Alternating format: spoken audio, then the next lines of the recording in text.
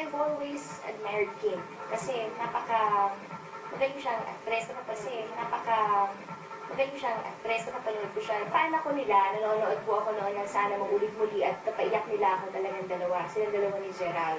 At yung mapanood sila sa tayong dalawa, ang laki talaga ng improvement. So, para sa akin talaga, si Kim at si Gerald ay talagang para sa isa't isa. Kim at si Gerald ay talagang para sa isa't isa.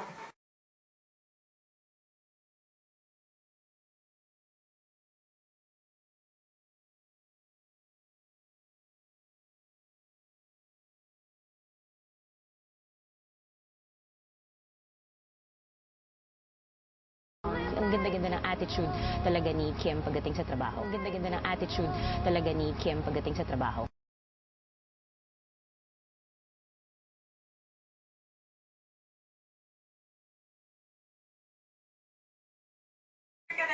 Dahil fan niya ako ni Kim Shu. Nakapanood ko yung tayong dalawa. Dahil fan niya ako ni Kim Shu. Nakapanood ko yung tayong dalawa. Dahil fan niya ako ni Kim Shu. Nakapanood ko yung tayong dalawa. Ikaw, actress na actress ka na Bakit? talaga. In your Paliwanag only mo, 19. Ikaw, actress na actress ka na Bakit? talaga. In your Paliwanag only mo, 19. I know.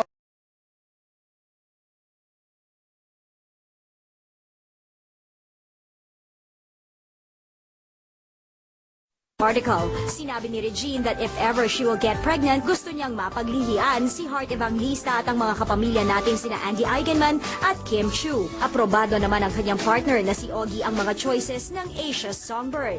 Pwede. Actually, ako fan ako ni Kim. Pwede. Actually, ako fan ako ni Kim.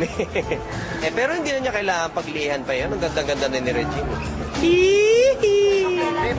At ang pogi-pogi ko naman.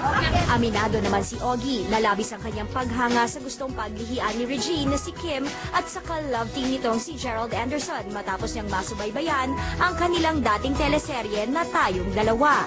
Dati yung pinapanood ko yung Tayong Dalawa. Yun, nakapanood ko yun dati. Naaliw ako dun sa dalawa yung mag-love team na yun. Wala lang, I think they're really great kids. They're cute kids. I think they're really great kids. They're cute kids.